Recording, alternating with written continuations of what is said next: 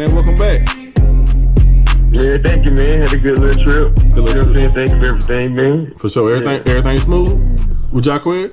Everything smooth over there, man. He transitioned better than I thought he was. Not this fast. You know, he got a schedule already. He been there for like almost a month now. So he got a schedule of how things going to go and, you know, how much it's going to take from him and the time he's going to have free. So he learning the system. So I'm happy to, you know, see that development in my son. Anything that he said, like anything that was like unexpected or anything like that, anything that like can help other kids and stuff? Yeah, he said that, you know, like between you and I and him knowing like some people like Sean, it's like, you know, you gotta be mentally ready for it. He was like, I thought I was mentally ready for what I had to put my body through, but he was like, you really can't get ready for it until you go through it. It's like, it's really just everything is a learning situation. He's like, man, I'm in Bama, and it's hard. Everything hard here. Yeah. Everything hard, you know what I'm saying? So, you know, transition period where you're in right now still. So you think with all that training and all that stuff you do, you pay for some of the training and stuff, it still don't get you ready for that exact moment of when those college coaches are pushing you that hard? Well, mentally, when you training, you can smile. You can have a good time. You can enjoy doing what you're doing. Yeah. But when you're doing it like this right here, you're doing it for life. You're doing it for a living. Ain't too much messing up going to be tolerated. The trainer can be like, oh, man, tighten up. He can be like, hey, man, what you want to do? You know what I'm saying? It's a different ball game. It's like a different situation. Nah, man, it's like, this is life. This is it. Ain't no more fun, man. This is business. Oh, okay, man. That's cool, man. That's cool, man. That's very interesting, man. You got to keep us posted, man. Keep us posted, man. But let's go ahead and get into this podcast, man. We got a very special guest, as I say all the time. But when I say very special, this is a good friend of mine. He coached my son back in the day, you know, and still some great values into him. One of the top coaches in the nation, basketball coaches in the nation, you know, a proven mentor. And the thing I like about him is no stage is too big or no stage is too small, man. You know, some coaches, they get to a certain level where they coach high profile players where they can't go back down to the players that are not so gifted or so talented. But this coach, man, I'm telling you, man, he's just a great motivator, man. Coach Edward Boobie Francis, man. He coached the Night Riders. One of the top programs in Florida. Coach, how you doing? Hey, good evening. How you doing? I'm hanging in there. That's awesome, man. That's awesome, man. Long time no here, man. Glad to have you on the podcast, man. I know it's going to be very insightful to our Daddy's Ball fans and also, you know, these kids, man. Also these kids, man. So let's kind of just get started, man, and let everybody get to know you, man. And how did you get to the position that you're in? Hey, yeah, I'm been around for a while, you know, like you said, you know, Coach Edward Boobie Francis, but, you know, people know me as Coach Boobie. But been doing this since 1997. Kind of, you know, fell into it, something that, you know, wasn't playing, you know, kind of got started.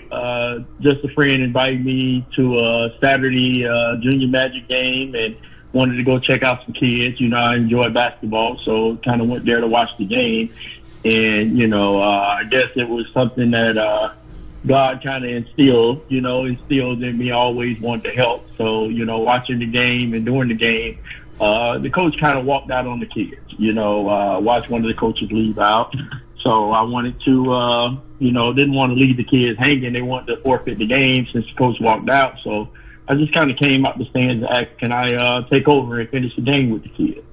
And, you know, first they contemplated, you know, was it okay? And, you know, the head guy kind of gave it okay. So, you know, kind of walked down and stepped in and just told, you know, I got the kids together and just told them, the first thing I told them was, you know, I don't know you guys and you guys don't know me, but, you know, watching from up there is, you guys got the passion, you're just not playing together. You're playing against each other. That's why I see you so frustrated. So, you know, I just told them, just take this first 5 minutes of the rest of this game and just kind of play with each other. Just make your teammates better. Stop trying to make yourself better. And, you know, long story short, you know, the kids kind of came together and finished up that game. And, you know, they kind of asked me to kind of coach them from there. And, you know, that's what launched me into coaching in basketball.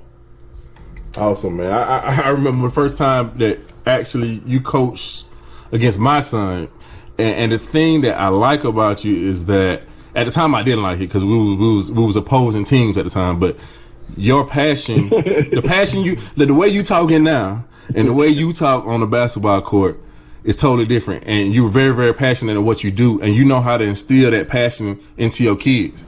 You know what I'm saying? Those bachelor kids, you know how to make those kids have the same attitude you have, and that's awesome, man. I really, really remember that. That's one thing I'll never forget about you. That's one thing. No, I definitely remember that time, man. It was a fun time, but it was competitive time because I always accepted competition. I accepted when coaches that coaches kind of stepped up and wanted to kind of compete along with the kids, because that was always me. I always took a thing where as my kids, I'm gonna prepare my kids to go into battle and be better than your team, and then I'm gonna prepare myself to outcoach you. And I always took that as that was my competition, to outcoach the next coach. As I'm competing, and I'll never forget that battle we had. It was one of those start out, the JVL, which I always like competing against JVL, because anything you do, they're gonna be passionate, they're gonna be competitive, and they're not gonna back down from anything. So I knew going into that game it was gonna be a good game, and I kind of talked to my kids about it, so they wanted to take the challenge, but. It built the relationship as we are here today, that withstood a long time, and I think I appreciate every battle that I had.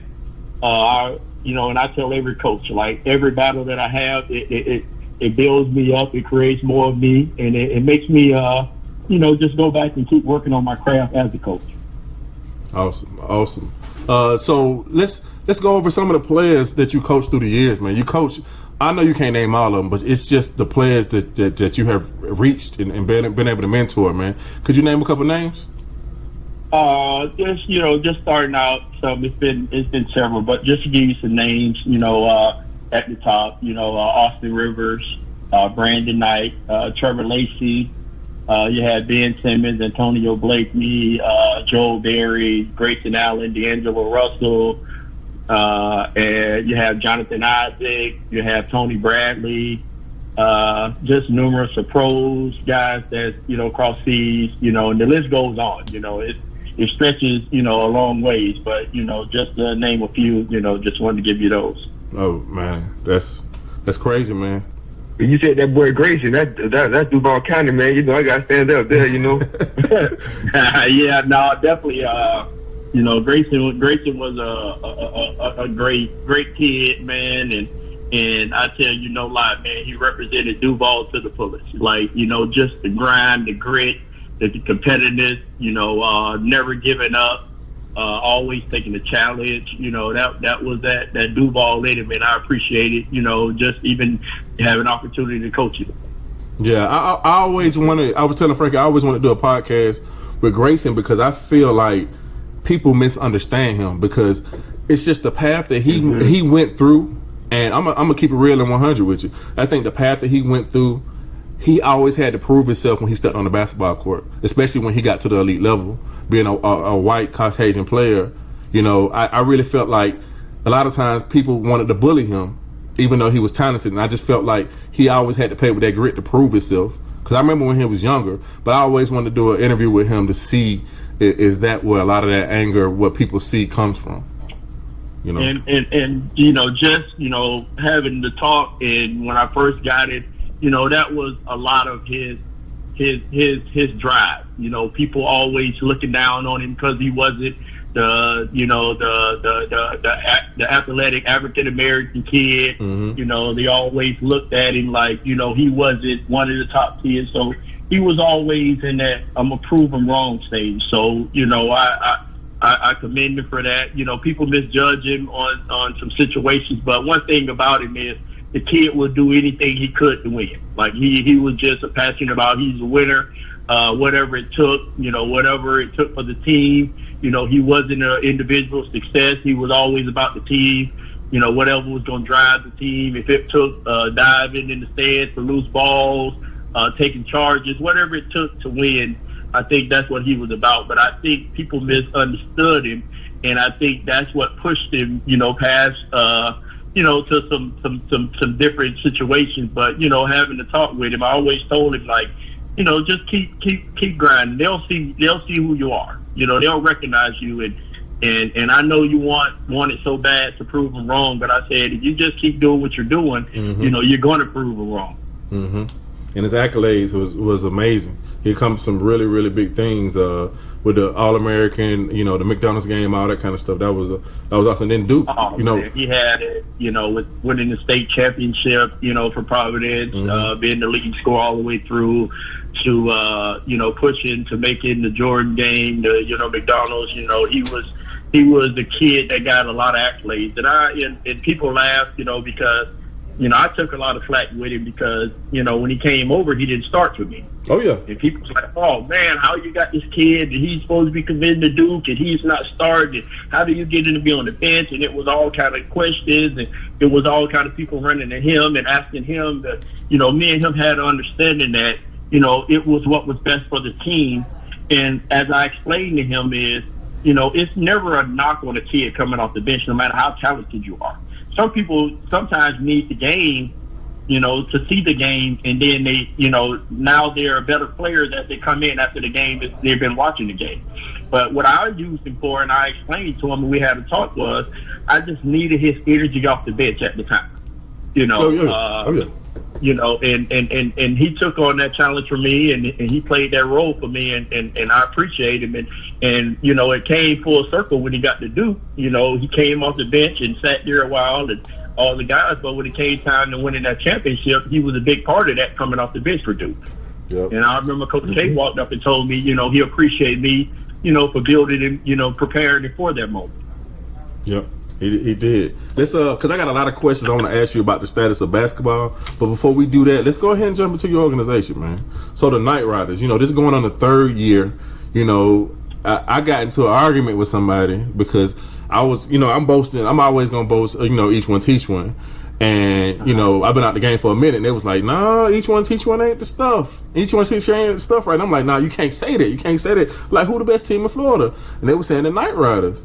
I'm like, who is the Night Riders? And then when they told me your name was behind the organization, because a lot of organizations done, came and went, so when they told me your name was behind the organization, I looked into it. I was like, okay, I understand now. So just give us a background on the organization.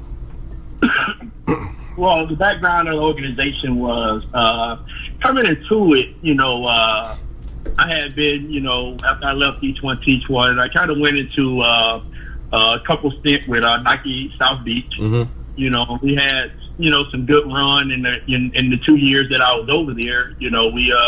We did some great things. So, but it was just some things in the business part that wasn't going right. Mm-hmm. So Nike kind of reached out to me, and they were telling me that they wanted me to partner with this guy, that was a good business part. He would be good for it, and they felt that us getting together would be a great thing. So, just so you know, Kia, his name is Kino, which is, one of the directors of the program. Me and him built a great relationship, great partnership. But stepping into it, man, it took us we talked on the phone about 3 months before we even met.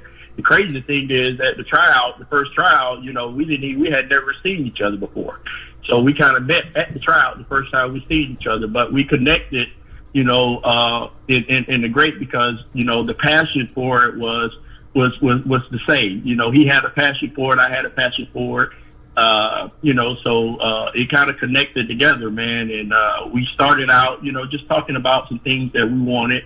And I told him, being around for a while, at the top, what it was to be up there, because he had a great middle school, and elementary program that he was running, from 2nd to 8th grade, he was kind of dominating with all the top kids. And at the top, that's what I was doing, with the top kids. So, it kind of was a good marriage that, we put together, man. And, just so you know about Night Riders, that's his production company. He's music producer. So, that's where the Night Rider name come from. And as he explained when we first started, he was like, his business is everything. He loves his business. So, we was going to represent the Night Rider brand to the fullest. And I was like, man, I'm all about that, because every brand that I've been a part of, from the Each One Teach One days, everybody knows when was over there with them, it was like, it wasn't nothing else moving. No programs was around. Like each one teach one was it. So, I just kind of took the stuff that I instilled over there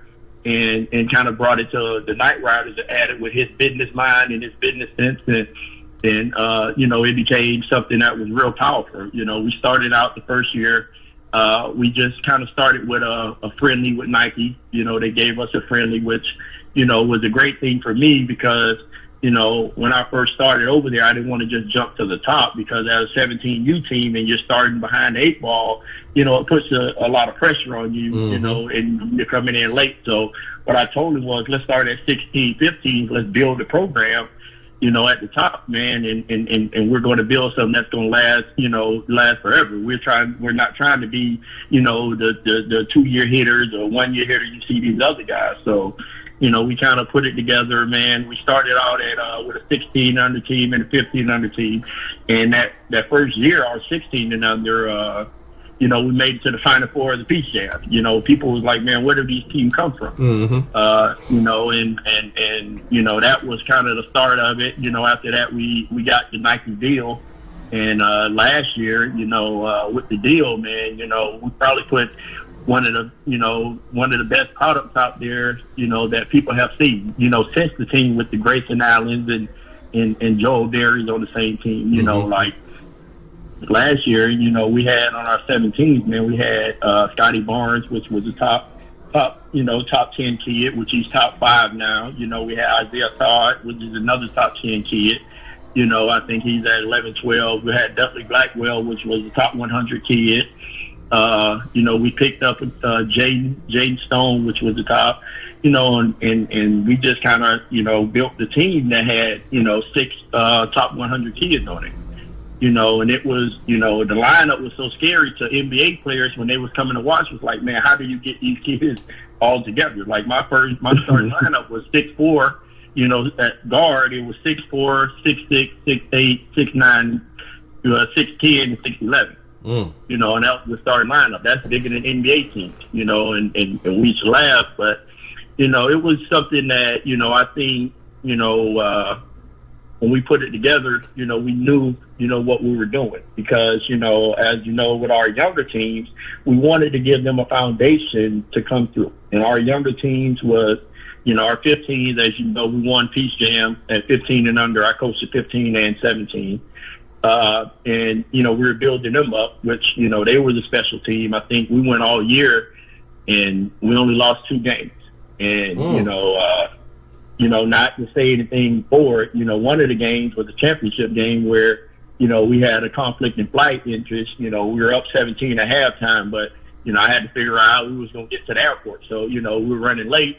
So we couldn't finish the game. So I was just left the kids behind that was, going to stay. And the team actually came back and beat them in the end, which I only left 5 kids behind. Everybody else had to get to the airport, which, I just wanted to show people that, no matter what the situation is, we're not going to run from a situation ever.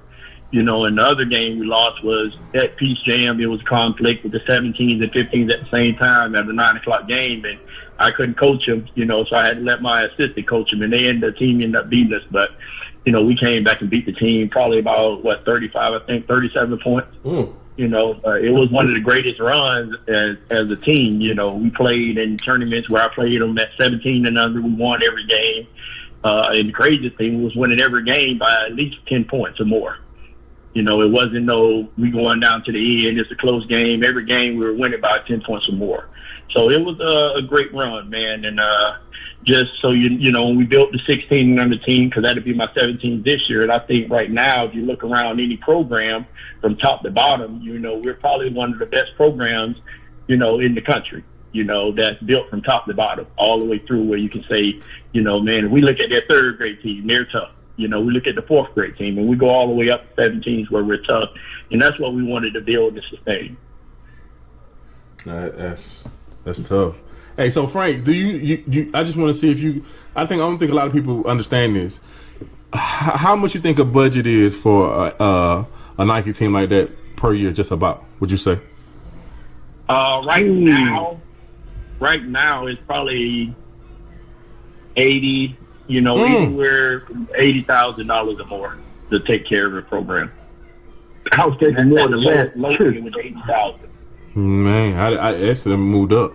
Yeah, it has. You know, 'cause now what they're doing is you have to take care at least, you know, 3 teams. But we do so much for our older kids, you know, and we put into the older kids so much to, you know, we definitely do that. Like, you know, we're big on where kids are going to be comfortable. We're staying in some of the best hotels. You know, we're eating them. We're trying to feed them, you know, 3 times a day. Make sure they're getting their breakfast, lunch, and dinner.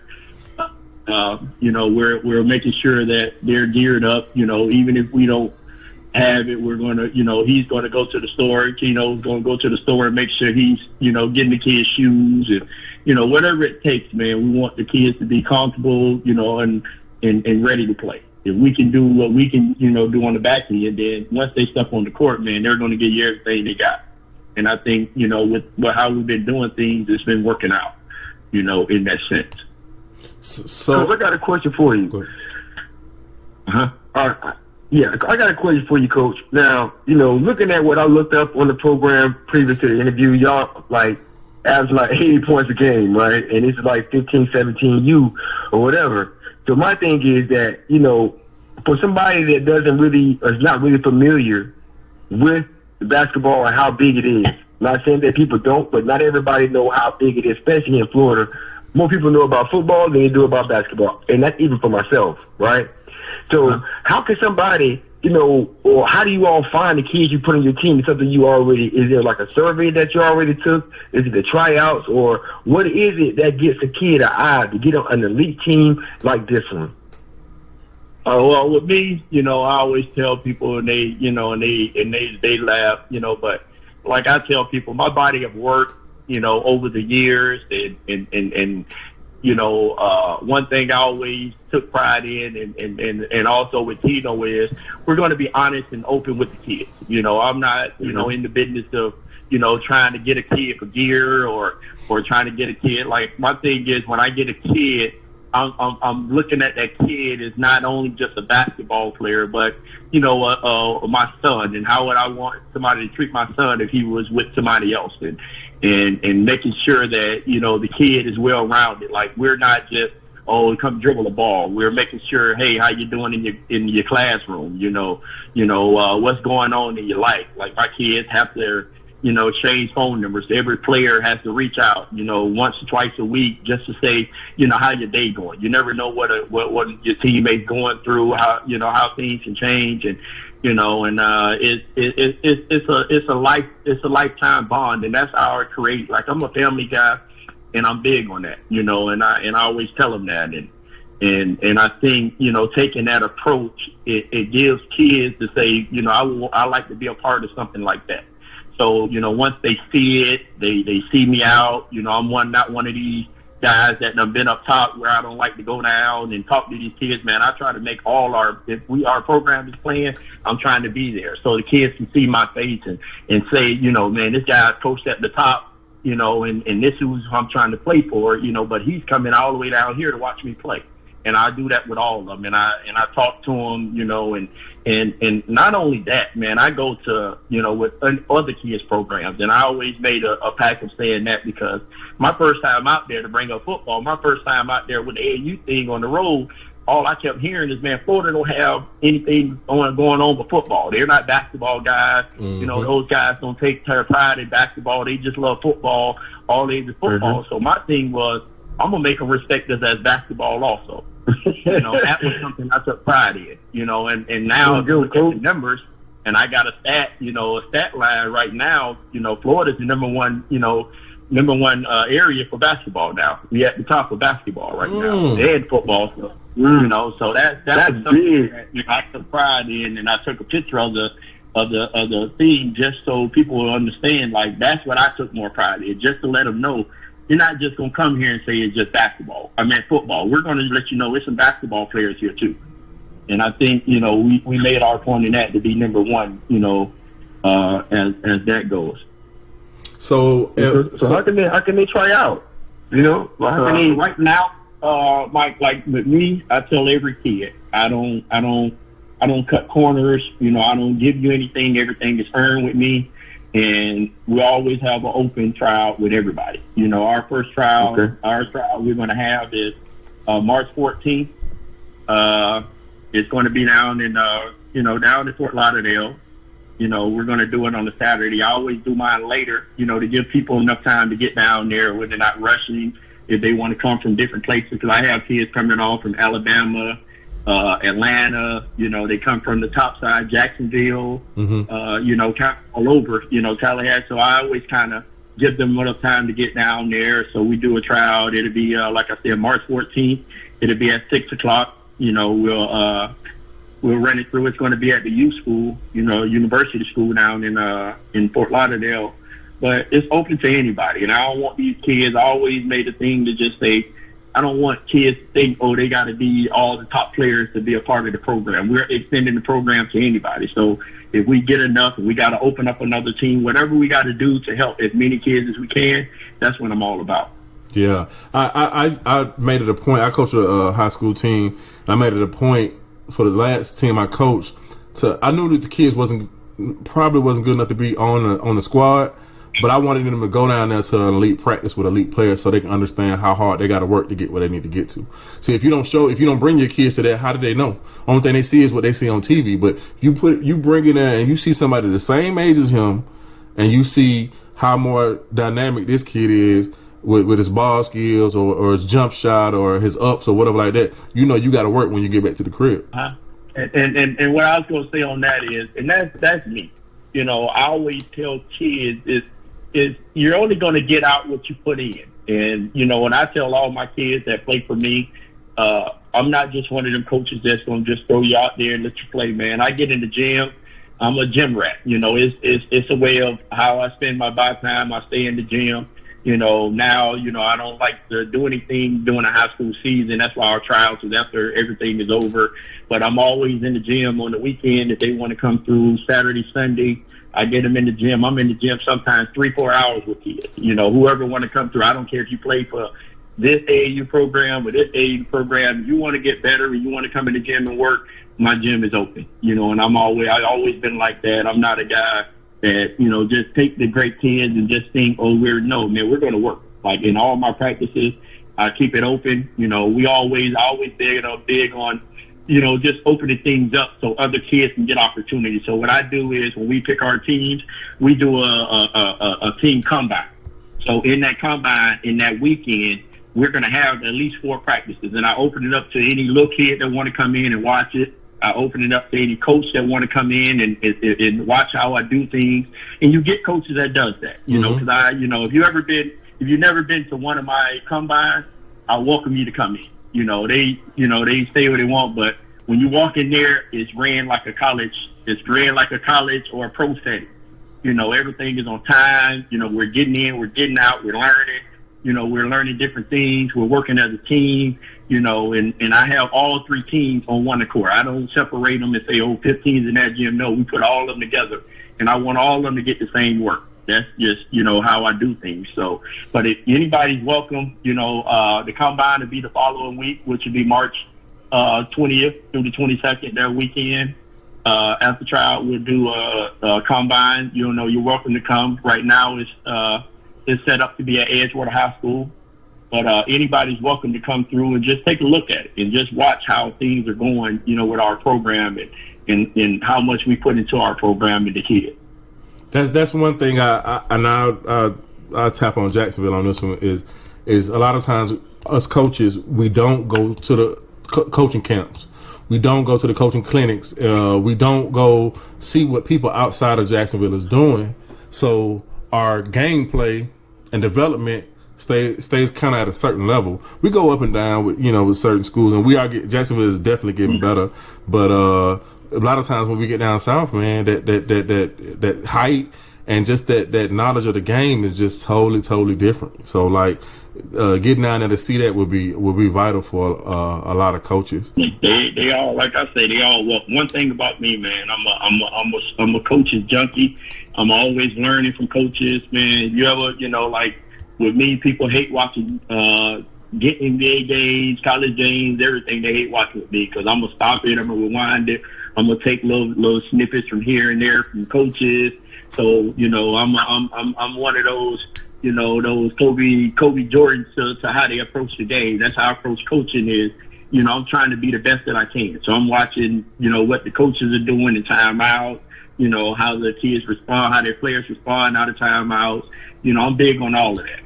So how they how to mesh and change, learn the kids and how to get the best out of the kids. So it's a lot goes into it, man, and I definitely prep for it, before I step out there. All right, so now we want to kind of get into like some the little juiciness of the whole thing. All right, so just state of basketball, period. So you got a lot of NBA players, a lot of coaches, college coaches, and a couple of NBA coaches, I guess, too, that down a shoe sponsored basketball. Why do you think that is, Coach? Because when you're dealing with shoe sponsored teams, it takes the juice away from a lot of the control, I would say, away from a lot of these guys. Because now you can't just go to a high school coach that don't know a lot, that might not be dealing with as much talent at the same time. So it puts you in the perspective of, me and Calipari had a long talk, and, he was saying, like, man, you're doing the same thing I'm doing. I'm just getting paid millions of dollars for it. And that's reality, because, my team, in 2013, was a pro team, but I don't get anything from it. I put money into it. My 2015 team with Jonathan Isaac got 4 NBA players off that team, 3 off the first, So, and when they look at it, it's the same exact team, but I just don't get anything from it. We're putting it to it. We're putting money into it. So, I think a lot of people, some people don't understand it. Some people are envy of it, because they want to be that person, so, and then it comes with a lot of not knowing and not understanding. And instead of them trying to sit down and talk to you and get information and find out how to get to that point, the easy way is to do it, just hate on it and just start talking bad about it. That's the easiest way to do it. When, the best way to do it is just kind of learn from it. Because when I first got in it, I wasn't a EYBL coach or anything like that. People don't know. I started from the bottom helping out with, at the bottom, I was helping out with team, with team stat. Yeah. There we go. With team stat. I was, team stat, and I was the guy, with and I got so much respect for him, which guys that, like my mentors, TJ, Theory, and Joseph, which kind of brought me along, and Bernie Hayes, and and all of these guys that kind of mentored me, But when I started, I used to go in there and work the kids out. Like, I was the guy that, worked them out when they want to stay after practice. I was there to work them out, whatever it took, as that. I was the guy getting water at the end of the bench, making sure the kids had water, whatever it is. I wasn't trying to be the head guy, and I think that's what hurts a lot of these guys is they try to jump to the top instead of working their way up and understanding what it's about. I worked the ranks through there. I wasn't given anything. I earned everything I got. So when it was time for TJ to step away, he was like, man, I got so much respect, so I want to turn this thing over to you. And that's how I kind of stepped in the role that I'm in. Yeah, people are like, and you're right, Coach. I've seen that even in high school, even in football, that some coaches don't want to learn to sit back and learn. They always want to lead, not knowing that you sitting back and learning makes you a better leader. You know what I'm saying? Like, they don't want to follow. So I really do want to take you saying on that. But back to what I was saying, Coach, like you doing something right with your averages. And it's not like it's okay, it's 1 year or it's 2 years, like you said. I understand now. It's like you consistently average certain things that it is, like you said, like a requirement for your players to know exactly what their assignments are, know exactly what to do, know exactly how to take care of things based on how you take care of the ball, the point score, steals, turnovers, whatever. Like, you got a good stats like crazy stats. And that really, talking to you now, I understand everything and why it's like that, because you do put the work in to get there. So I commend you as well, because you did a good job. So I appreciate that, and like I tell guys, you know, I actually, you know, I'm very critique in how I approach everything. You know, like, you know, I don't want kids to forget. You know, back when we were coming up and I was coming up, I always tell guys, man, we had to be mentally tough. You know, like that was gonna carry you past your skill set and your ability. If you was mentally tough, you can have all the skill set in the world and all the ability in the world, but if you wasn't mentally tough, you're gonna break down when things get tough.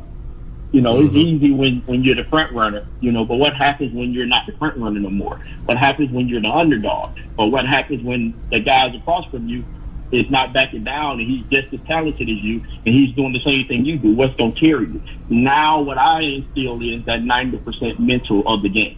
We're going to think the game through at all times. You know, what are we trying to get at all times?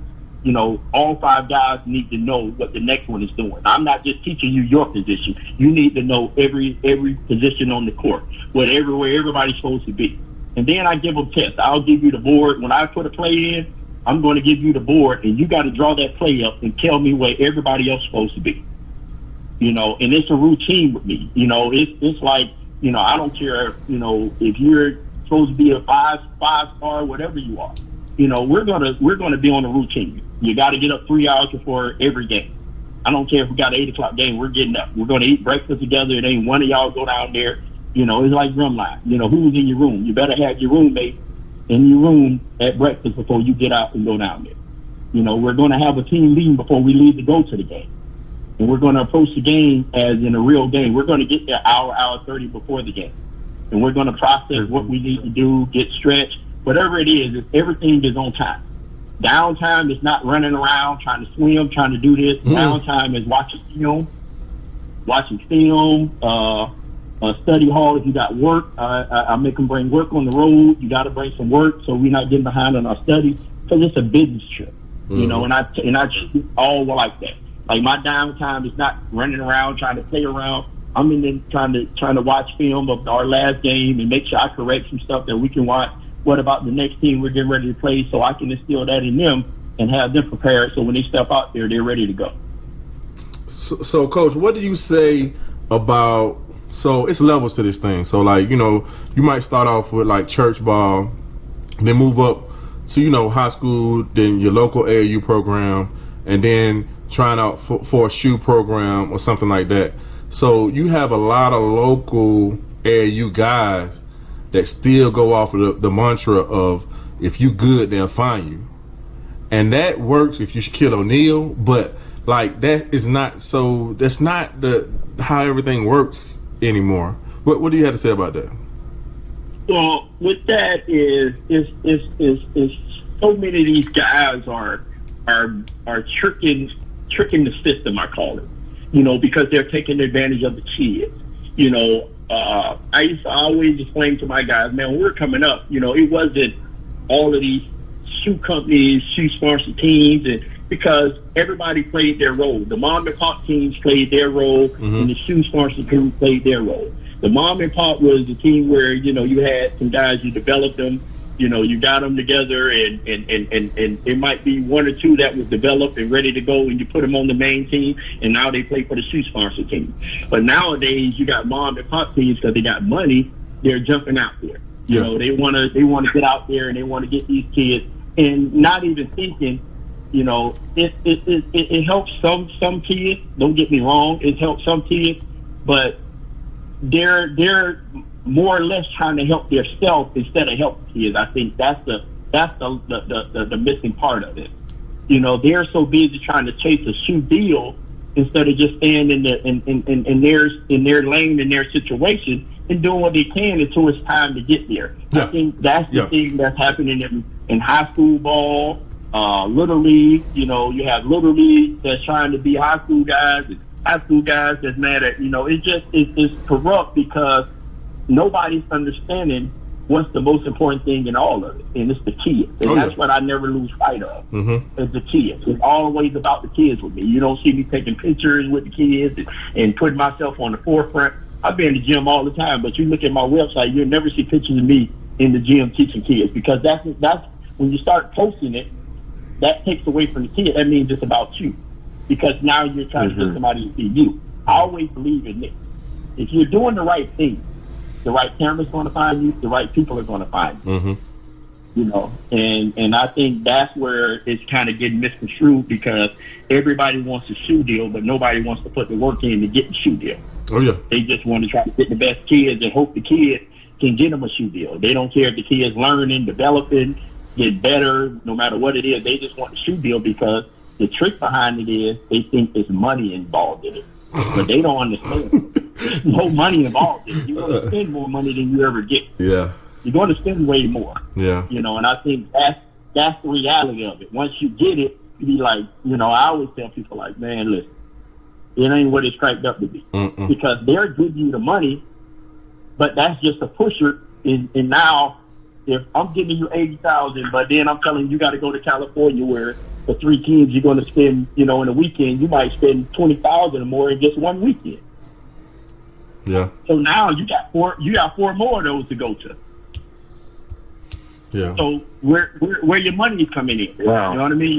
Now that's you know, your flights and getting everybody there, your rentals, like, you know, it's not enough. So if we're giving you 80, but it's really going to cost 100 and some, you know, to get you through, then now that when they get it, they're like, oh man, there's nothing in here. Now I'm spending money, and that's what I think these guys don't understand.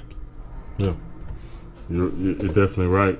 What about the daddy's ball guys, man? And basketball is like the worst sport for like daddy's ball. Where like, if it ain't my way, I'm gonna take my ball and go, man. Like it's still like that. Oh man, it's big like that. I stay away from it, because I watch it and when I see it bothers me. But you know, I try to hold myself from even speaking on it. But the reason it bothers me is later on down the line, I think it might hurt kids. Oh yeah. And I wanna make it clear on what I mean by that. Some guys, you know, is able to get through it because, you know, when they're younger, they push them, they challenge them, they get them there, and they're able to coach them. But you know, that's if you're gonna treat your kid like every other kid and put him in situations that every other kid gets, then I think it can benefit. But if you're going to take your son and now you're going to cater to everything that he wants and not look out for the next kids around, now I think now that's when you become the daddy ball guy. You know what I mean? Yeah. You know, like I tell people, man, you know, coming up, you know, everybody was like, you know, with my son, oh man, why he don't play basketball? He took up football. Why he don't do this? Why? And I always told, you know, my kids, you don't never have to pick up a ball for me. You know, as long as you're getting your education, as long as you're doing the things right, like what you need to be doing, I'm gonna support you in whatever you do. And mine understand that. You know, like mine is both of them is educational kids, so they're getting their education. And my younger son told me something that made me laugh. Not to get off the subject, but he was like, Dad, you know, I see all the players here, they get money, but they go broke. He said, I never seen an agent go broke. He said, so I want to be an agent. Yeah. You got a point. And it made me think, you know, that. Hey, boy, out of the mouth of babes, right? So, you know, he put that in me, and I was like, you know, you're right. Like, you don't see agents going broke, but you see the guys that's out there working hard and putting all the time in, because the game is so messed up right now. Mm-hmm. So that's why you get more daddy balls doing it, because the daddy's trying to, you know, that's living through them. Mm-hmm. You know what I mean? Mm-hmm. You know, and now what you're doing is, once you can't coach them no more, are you going to crutch them? And that's what you're doing. You're crutching them, because now it takes away from what they're going to go to somebody else that ain't going to give them that what you've been giving them. Are they going to be able to adjust to it, or are they going to shut down? You know, and I think that's what we're missing in the whole thing of the daddy ball thing, you know. So let's get to the meat and potatoes, man. This the meat and potatoes. I'm gonna talk on it and just give a comment about it. So the biggest thing with the different levels of basketball is the open period. So I'm not really caught up on the basketball open period. So the open period is where the college coaches can come and sit front row and see how the kids play. So all the top colleges follow the shoe companies, and I guess the shoe companies work with each other to make sure they're not too far out of the area. Well, no, because I guess some of them might do. I mean, because you got Adidas, you got Nike, and Adidas, Nike, and what's the other one? Under Armour, right? Under Armour. Under Armour. So they all during those open periods, the coaches come and see them or whatever. But the biggest thing is that you have those under AU programs that have to have tournaments near the shoe companies, because if they don't do that, the coach is not going to be able to come see you. So, like, if you're not going directly to college camps and meeting with college coaches, which I advise any parent to do, like, early at an early age, go to college camps of schools that you want to go to and have meet college coaches and get to know them. But other than that, you got to be at those shoe sponsor event areas, playing around there where college coaches can come see you. Yeah, and that's the thing, the separation in it with the shoe companies. The Adidas, the Under Armour, the Nike. But I think what Nike did, they set a standard that now these guys are trying everything to change what they're doing to make it, similar to what Nike's doing. Mm-hmm. Because right now it's like, big brother, little brother, cousin. You know what I mean? I think that's the order it goes in. And what Nike has done was Nike was like, we're going to stop playing for, these weekend trophies and make it a league. So now it gave the college format. Mm-hmm. Now you're playing for something in the end. You can't just play and win a championship. Now you got to earn it. Like, you got to earn your way to the champion to make it, to even have a chance at the Peace Champ. You know what I mean? And I think that when they start doing that, it separated all the other shoe companies that were just playing weekends, trying to, do different events and win. And I think now that's what you see a lot of, these shoe companies trying to follow the Nike format. And for a couple of years, they were, following where Nike was. If Nike was in New York, they were at New York around the corner. If Nike was in, you got to write it in Indianapolis. Now they're trying to go separate ways, but what they're doing is... That's not good. It's a lot of coaches, granted that. You know what I mean? We all know it's a lot of coaches. Yeah. But I always tell them all the time, what Nike does is, Nike's going to get the head coaches to their event. Okay. Yeah. That's the separation in it. When you go to a Nike event, you're going to get the head coaches because they know that's where the majority of the talent comes from. When you go into these other ones as an assistant coach, their job is to go and they're going to go to all these events and they're going to travel and they're going to, recruit and watch these kids and offer these kids and do all of this. But what you got to understand is, as an assistant, you got to go out, you might go recruit 20 kids. Mm-hmm. But when you come back and put it on that board, the head coach will look at you and say, hey, man, I ain't going to watch 20 kids. Give me the top 5 or give me the top 7, whatever, and I'll go watch them. But what Nike does is Nike's getting the head coach. So now he sees it for himself. Yep. And he's, and I think that's the shortcut that Nike gives the kids. And that's why it highlights the kids. And if you ever look at when you go through McDonald's All-Americans and Jordan Brand games and all these elite camps and whatever they're doing, when you look at it, it's always at the 80 to 85% Nike guys at the top. And then, you have the sprinkles of the rest of them, and I think Nike's standard, it helps that because, it's like they're making you play every game. It's like the NCAA tournament. Every game matters. You go in there and say, oh, I'm going to take this weekend off, man, you can be out of it. And I think that kind of format, it challenges those guys to step up and team step up. And that's when you get the competition. And I think that's what drives the Nike brand.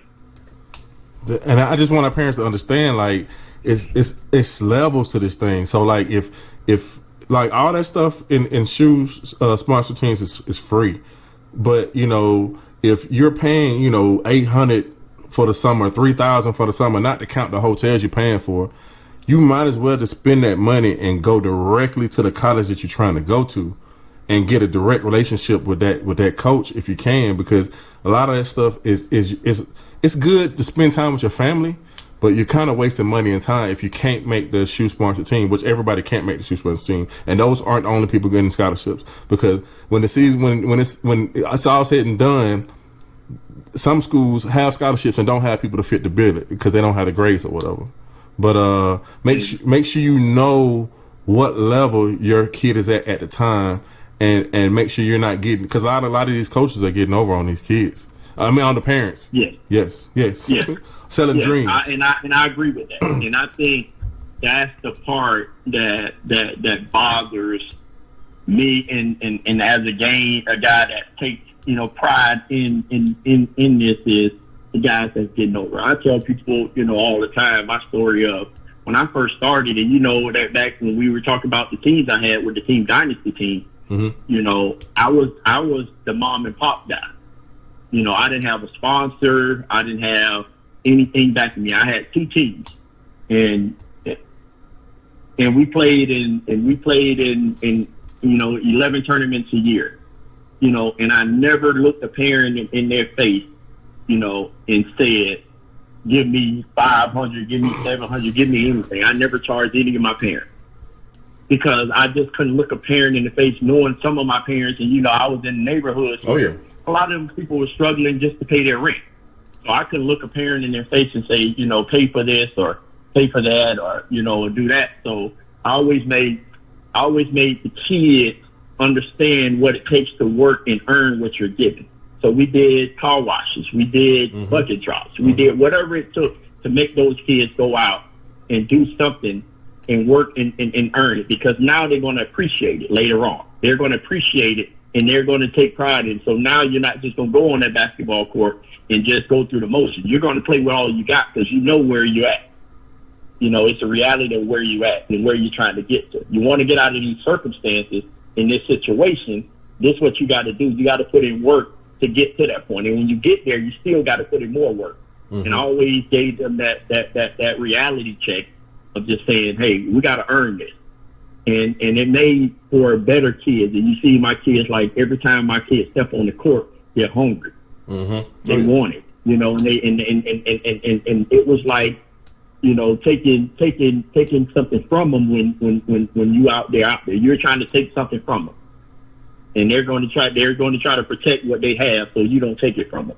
So if it's a coach in the stand and he come to watch this kid, my kids are trained, hey, we're going to go after this kid, because I'm going to show you that I can be better than that kid. And that's what the mindset that I gave my kids. Oh yeah, all day long. Absolutely. All day long. Coach, you never wanted to aspire to coach college? I was, and even now I get a lot of guys that's reaching out about doing the college level and doing this, and and I always I ask God, is it time? Is I'm ready for this, or do I want to do this? And he always keeps saying, like, this is where you need it. How some guys just stuck. I tell her, like, Nick Saban probably can go to the pros, but he wants to stay in the situation. I want to stay because, like I said, is it money in it? No, I don't get anything from it. I spend more than anything. But I think my passion and my blessings come from helping these kids get to that point. I always tell people, like, I that drives me more to get a kid out of a situation and change his circumstances, change his finances, and put kids in situations to do that. And I think that's what drives me. And people always say, well, man, we're trying to change, generations. How you change generations is put kids in position to change it.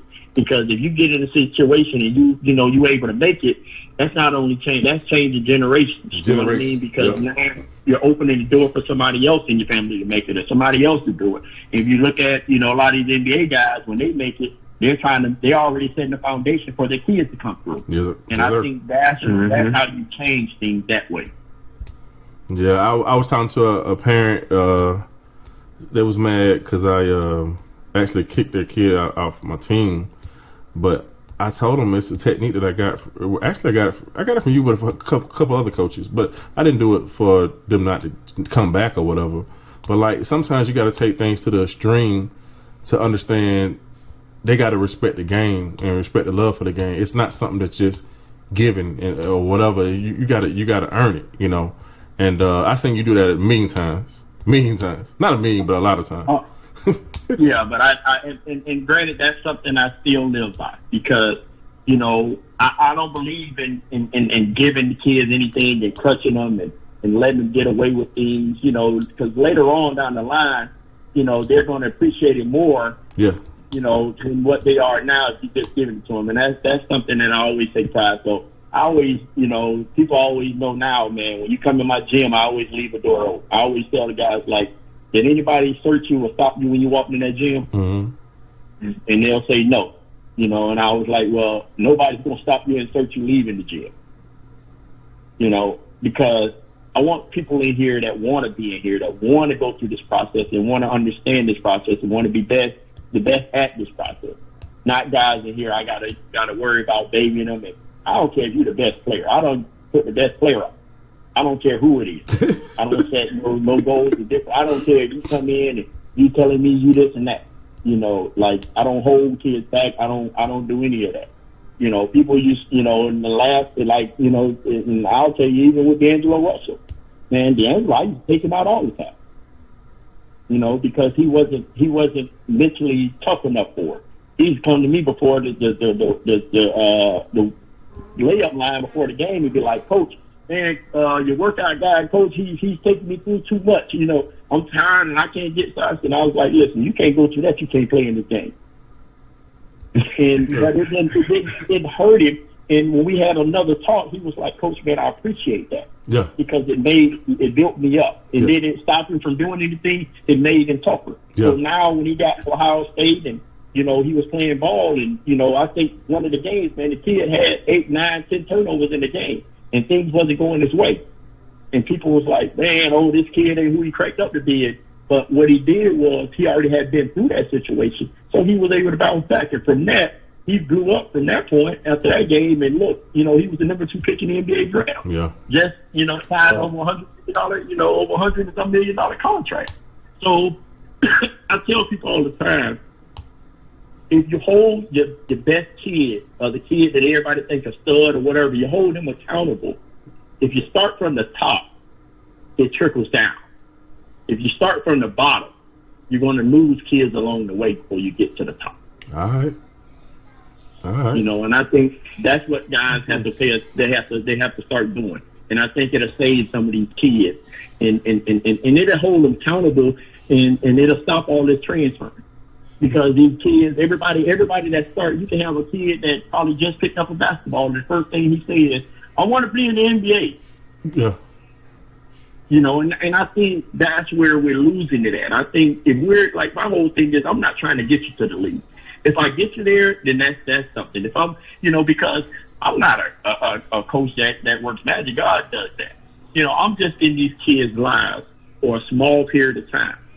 But I'm playing a big part.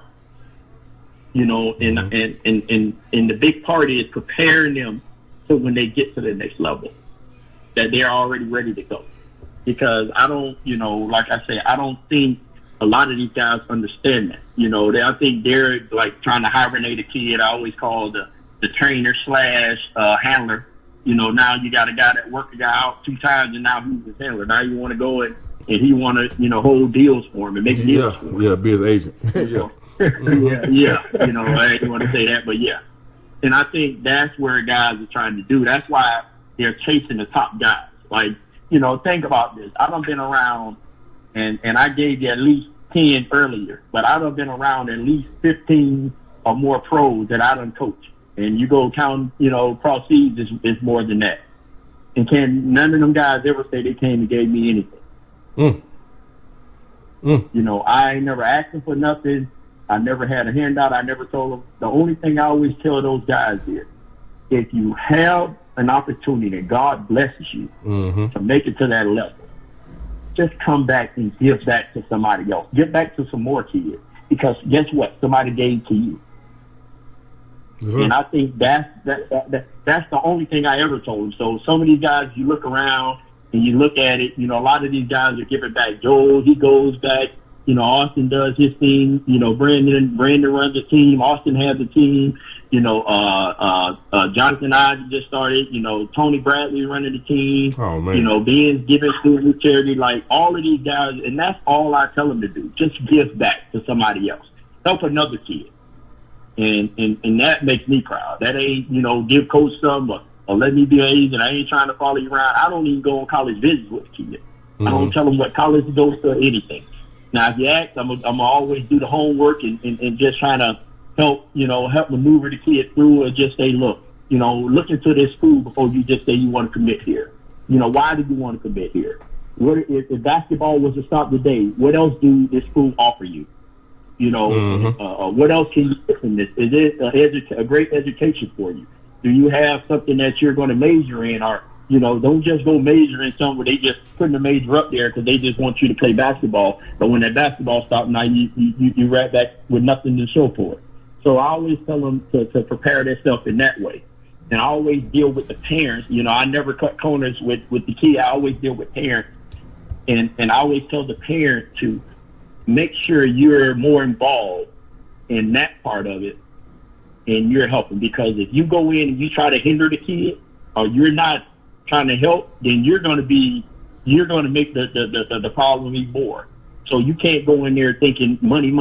You got to go in there thinking, listen, this is still my son, no matter what I have. And I think that's why we're having so many kids, turn around and make millions, and then they're looking around years later, and so many guys, because nobody's educating the parents and the kids around it to understand it. So now when you have these agents, the agents are just taking advantage of it, because agents are going to be somebody that, when they got more education than you, learn the tricks of the trade behind the scenes, mm-hmm. and they're going to maneuver you out of your money. Like, they're never going to lose theirs. Anything they want to invest in, they're going to take it and put yours to it. And now they're going, they're going to always protect their part, but if you lose yours, that's on you. Because if you wanted a long-term, an investor, somebody that was smart, then, you would go and just get your education and start taking that up. And now you can do the same stuff that they're doing. You can do it for yourself.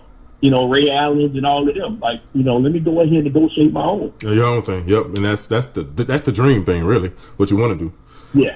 That's the dream thing you want to do. I did the same thing today. I had an issue with Sean at Ohio State, I had an issue or whatever, had something I had to fix. I called a parent that son is in the NFL, asked his advice. I called another parent, his son is playing in the SEC, asked her advice. So, and I called somebody whose job that has nothing to do with it. So, like, it's like, as parents, we have to share the knowledge, because the coaches, the agents, the financial advisors, everybody, they do this for a living, and we're just getting into it with our kids, and we only have one time to do it unless we have another kid that get into that situation. So we have to share the knowledge with people, because they get over on the same thing every year in and year out. We got to share that knowledge.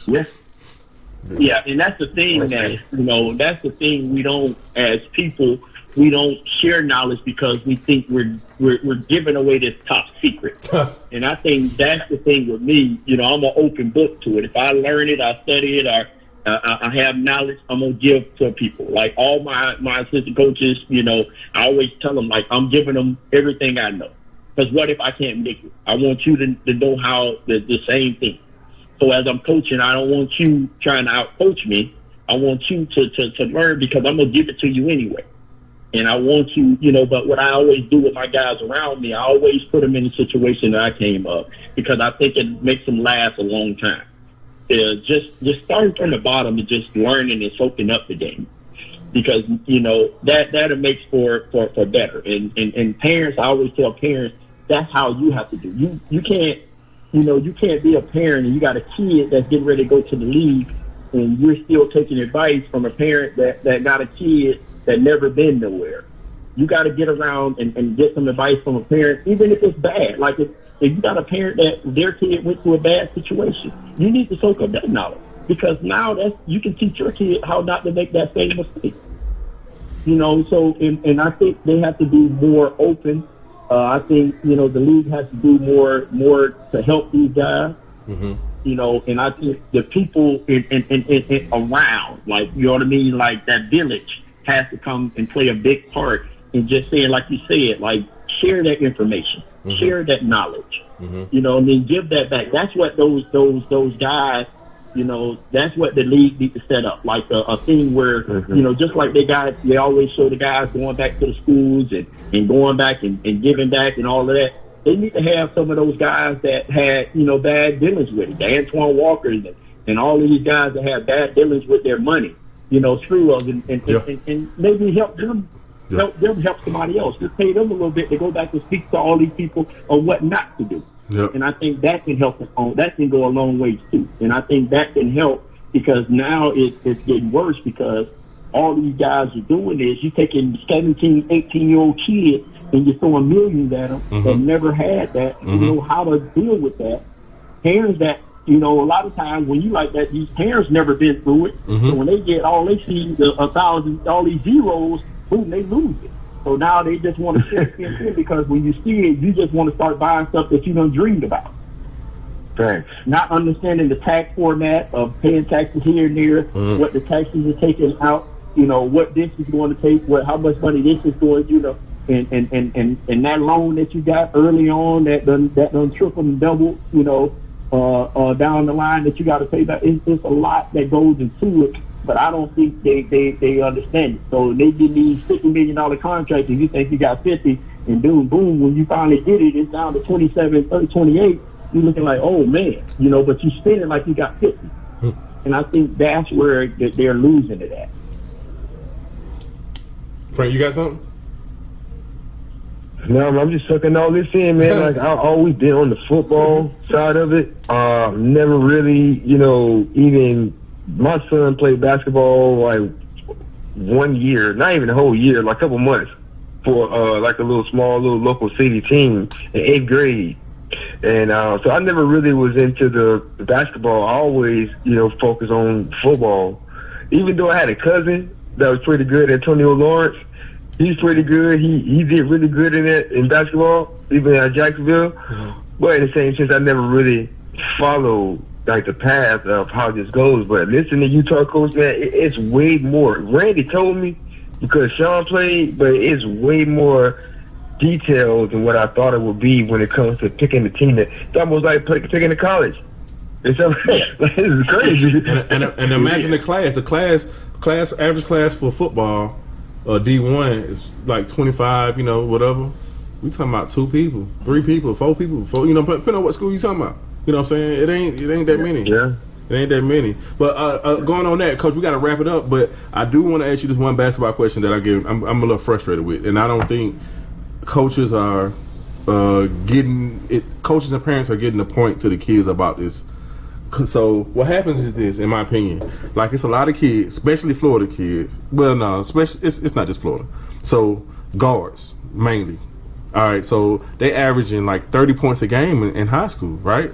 But they're not system players. So when they get to college, they can barely score the ball. One, probably because they can't even get a jump shot off. But they got to have the ball in their hand to be effective. And they don't understand, in high school, if I were to fill the stat sheet up with other stuff, I still have value in college. But they don't understand that, man. I don't think people tell people that enough, And it's a lot of kids that die off and don't even graduate because there was that guy in high school, but when they get to college, they don't know how to play in a system. Do you see that a lot?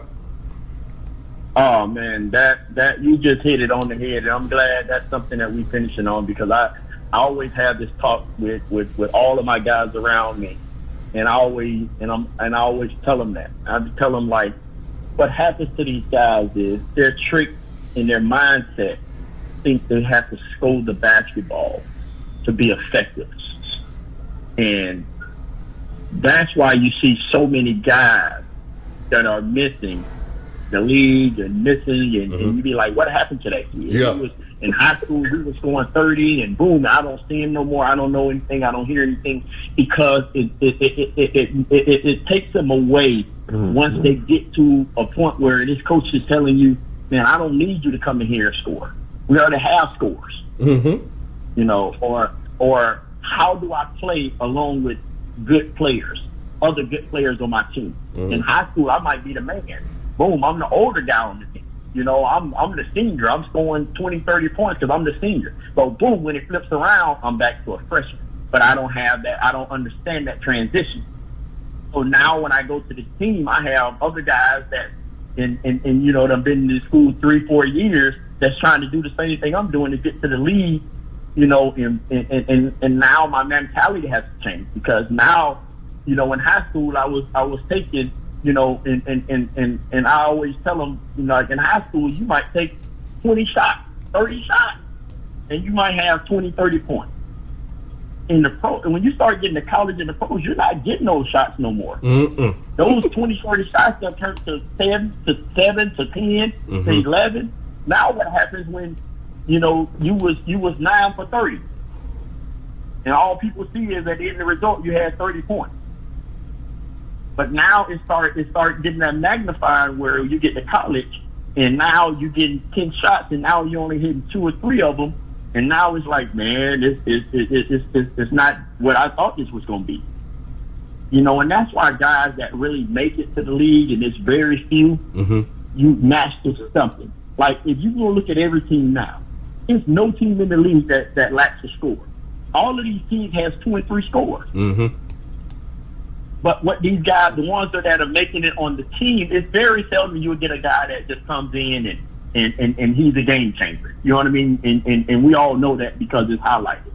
But a lot of these teams already have their scores and they already have it set up. So a lot of these top guys are getting in because they got to revamp their game. That's why they go to the G League and they go other places. Some of them fall off because they don't have the work ethic that they had, because all they think is NBA or bust. So once they don't make it, boom, they die off. That's why you don't see a lot of those top guys that go to the G League make it back out of there. You know, because their drive has gone. But what you got to understand is you got to find something in the NBA, something that you do extremely well. You just got to master that. So if you was a rebounder, be the best Dennis Rodman you can be.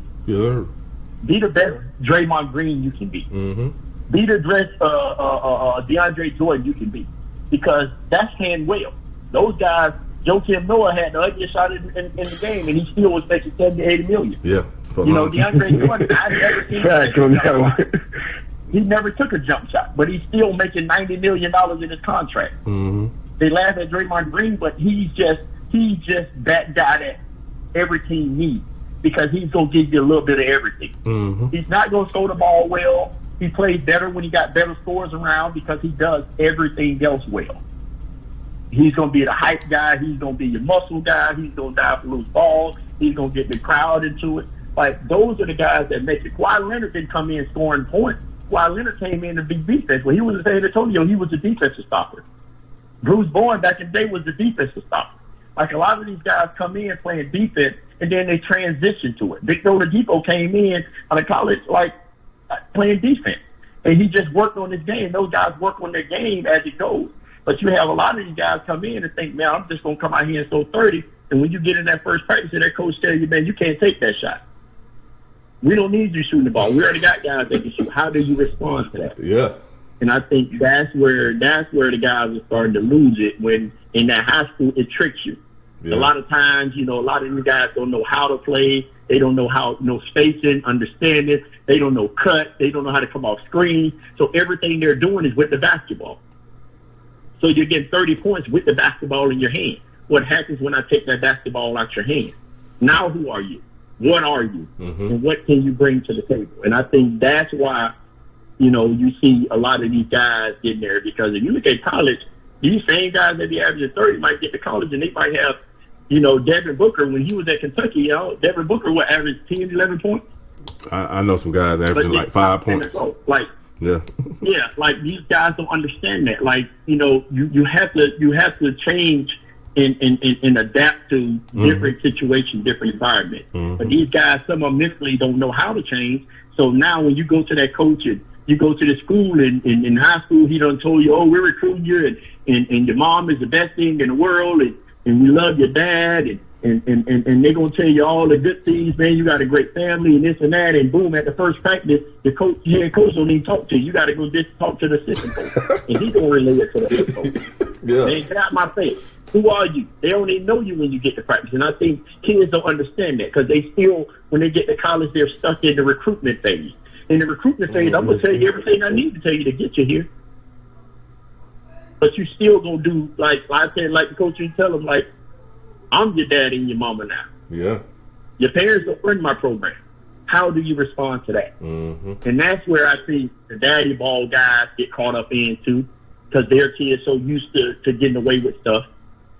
You know, when you don't coach in the right way, I think then when you get to college and that guy telling you, man, listen, man, get on the line. I don't want to hear nothing you got to say. Your voice don't mean nothing to this practice.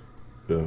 You know, we don't want to hear nothing from you. And now you want to call your parents and now, oh, mom, no, they can't save you because they've been crushing you there. You rely on that. Now they can't save you. Now you're going to get that bus pass, so they ain't going to even fly you back. They're going to get your bus pass to get you up out of there.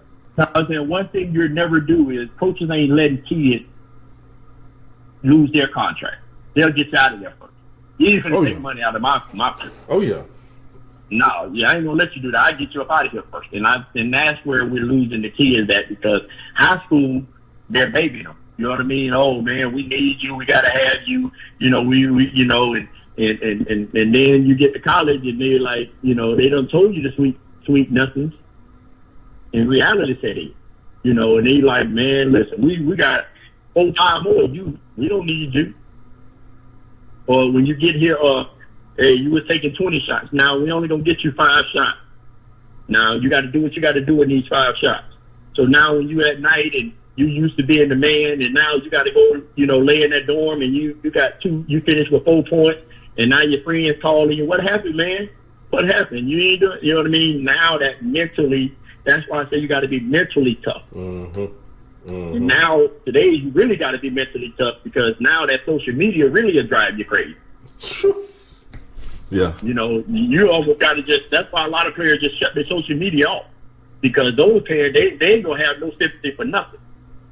And now you got to be beating in your head. Oh man, you know, you can't even hit free throws. You had 4 points. You had 2. Like, and it drains these kids mentally, and that's where it shuts them down or drives them crazy. One where now you be like, whatever happened to that kid? Yeah, I know y'all really bought, man. Whatever happened to that kid out of Jacksonville? He was good at this point. Like I do it all the time, but I understand what the process is, and I know what happens to kids. You're right. Well, thank you, Coach, man. This was a great episode. A lot of insight, man. We gotta have you back because I got a million more questions I can ask, man. So we definitely gotta have you back, man. Good luck into the season. I know y'all gonna do big things, and it's kind of keep us posted, man. Keep us posted. Frank and Rob, man, go and close us out, bro. Thank you, Coach, again. Ready to say the best. Thank you so much and appreciate that. Everybody gonna listen, gonna learn. But hope everybody out there listening, man, take notes, man. Listen to what we're doing. You know, we got coaches that really are not just a regular coach. Been doing this for a long time, 97, that really love what they do. So find your coach like that or get around somebody like him and, you know, make the best happen. Thank y'all for listening. All right, man. Keep it smooth.